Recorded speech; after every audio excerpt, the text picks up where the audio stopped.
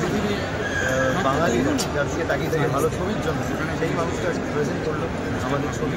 In fact সবার থেকে আমার বলা উচিত জয়ব্রতর ছবি, কারণ জয়ব্রত একদম নতুন এবং এরকম একজন বড় মাপের মানুষ ডিরেক্টর, সে যদি এসে পাশে দাঁড়ায় কনফিডেন্স বুস্ট হয়। তো সেটা আশা করি জয়ব্রতর হয়েছে, অবশ্যই হয়েছে।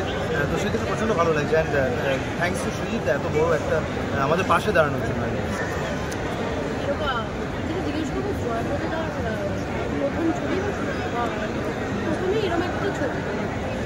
জয়ব্রতদার আমি যা বুঝতে পেরেছি, জয়ব্রতকে নিয়ে জয়ব্রতদার প্রথম ছবি বলে না, জয়ব্রত এটাই পারে, এই ধরনের ছবি পারে। তো সেক্ষেত্রে যতবারই ও ছবি বানাবে এরকমই পর কী হবে ওর এটা ওকে প্রশ্ন আমি তোমায় করলাম, তুমি ওকে জিজ্ঞেস করছো কী ধরনের ছবিও দেখেছে ছোটোবেলা থেকে বা ওর ইনফ্লুয়েন্সটা কী। ওর ইনফ্লুয়েন্সটা পুরোপুরি আলাদা কিছু হবে যেটা আমার বিশ্বাস।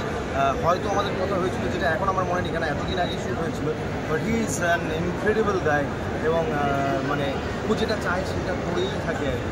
এতজন আর্টিস্টকে নিয়ে কাজ করা, একটা মাল্টি স্টার, সেটা একজন নতুন পরিচালক, আমি বলছি দিগ্গজ যারা খুব নাম করা পরিচালক তারাই ঠিকমতো হ্যান্ডেল করতে পারে।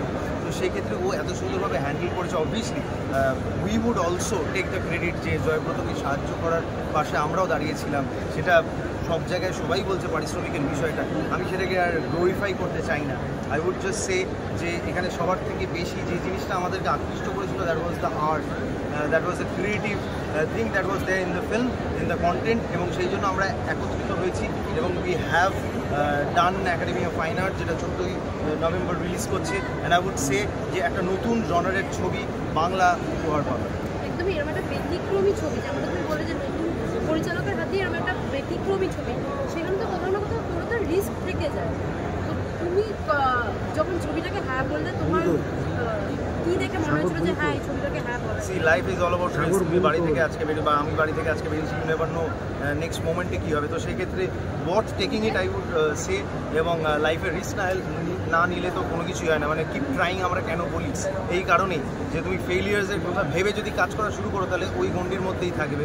জয়ব্রত থ্যাংক গড যেটা করছে না, এবং ও নতুন বলেই করছে না, এবং আমরা ওই আশ্বাসটা দিচ্ছি যে তোকে বাকি কিচ্ছু ভাবতে হবে না, you keep on creating.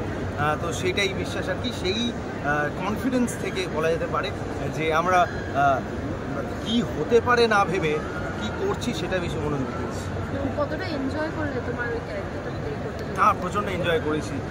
Starting from the look to the demeanour, মানে আমি বলতে চাইছি যেভাবে এই বিষয়টাকে আমি চরিত্রায়নের ক্ষেত্রে যেভাবে আমাকে জয়ব্রতর সঙ্গে বসেছি, কথা বলেছি। ইনফ্যাক্ট আমার একটা ছোটো ট্রিভিয়া দিচ্ছে, আমার অনেক সংলাপ ছিল পুরো স্ক্রিপ্টে, অনেক সংলাপ ছিল। আমার যে চরিত্রটা জীবন, আমার কেন জানি না মনে হলো স্ক্রিপ্টটা পড়তে যে এর বেশি কথা বলাই উচিত। অনেক হাসি মজার জায়গা ছিল, আমার মনে হচ্ছে হাসাই উচিত না, বা অনেক ধরনের ছোটো ছোটো জিনিস যেগুলো আমি চেয়েছি করতে পেরেছি। এবং সেইটা অ্যাকচুয়ালি আমি ছবিটা দেখিনি, রুদ্রনীল ঘোষ ছবিটা দেখেছি এবং আমায় তারপর রুডি ফোন করে বলেছে যে যেটা অ্যাকচুয়ালি তোমাদের সবার সঙ্গেই বলবো যে শেখার মতো বিষয় আছে এই ছবিতে। তো I am thankful to Rudy as well যে এরকম ভাবে এত বড় মাপের একজন অভিনেতা সে ভালো বলছে, তার মানে ভালো কিছু করেছি সেটা মানুষ বলুন। শেষ প্রশ্ন রাখবো, মানে যেটা হচ্ছে কি এর আগে আমরা দেখেছি তোমার অনেক মিম বাইরে গেছে।